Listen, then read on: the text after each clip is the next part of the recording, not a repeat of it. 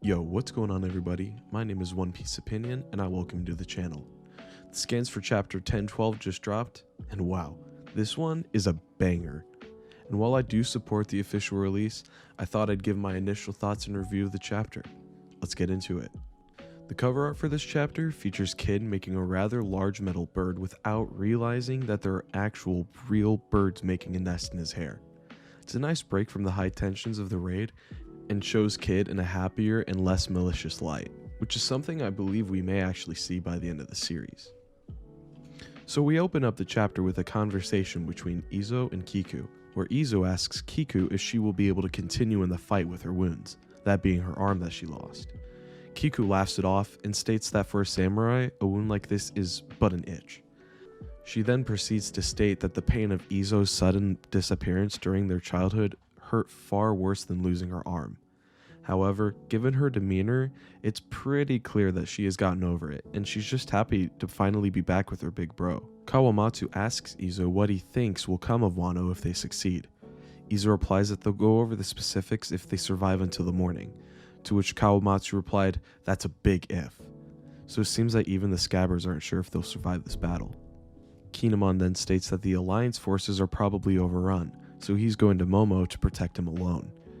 Kiku butts in and requests that she be the one to take down Kanjuro, and that she will not fail this time. At the exact same moment, Shishilian and Barriette run into the Scabbards, and the Scabbards go their separate ways. Kiku and Kinemon leave together, Izu and Kawamatsu leave together, and Neko is informed of the death of Pedro. This news shocks him and fills him with rage towards Perospero. The last we see of Neko in this chapter, he launches from the ground to hunt down Perospero.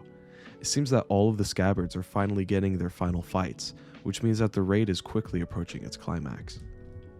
Next, we go to the first floor attic with Yamato, Momo, and Shinobu. We see that Yamato plans to use herself as bait and makes a little decoy Momo, which is clearly fake. Yamato also makes a silly face when showing off the decoy she made, which really gives off future Straw Hat vibes low-key. As Yamato is running off, she asks Momo how Luffy is doing, and while he mentions that Luffy is losing strength, he is still eager and is still fighting, even though it's a 1v1. Yamato mentions how she has to hurry to the roof, looking quite shocked at the fact that Luffy is fighting Kaido head-on by himself. We then see Momo looking through Oden's logbook, and there's a pretty comedic scene where Shinobu is peeking over Momo's shoulder, trying to get a sneak peek into the logbook.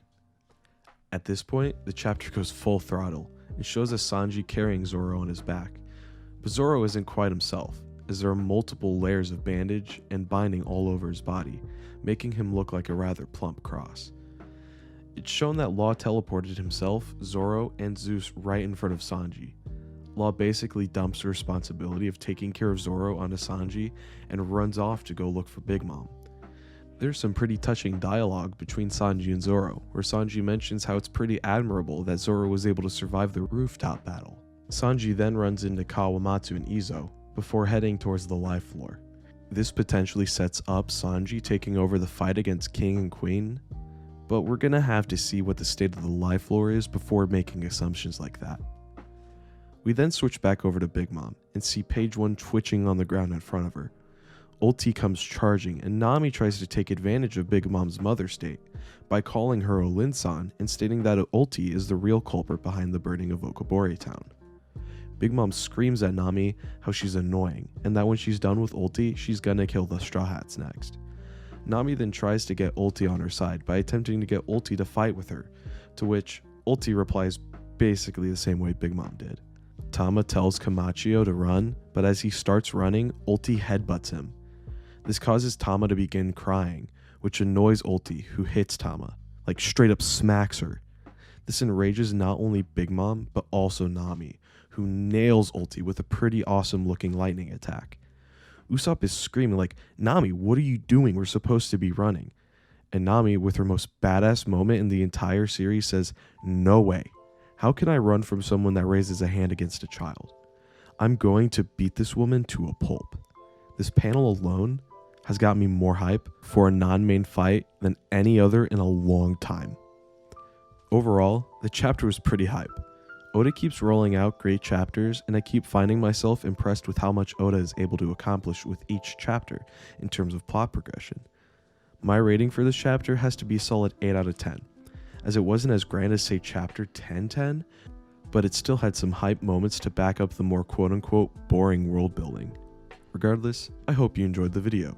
I will be making more content in the near future, so make sure to subscribe for more, and like the video if you enjoyed. Stay healthy, stay happy, and I'll see you in the next one. Later.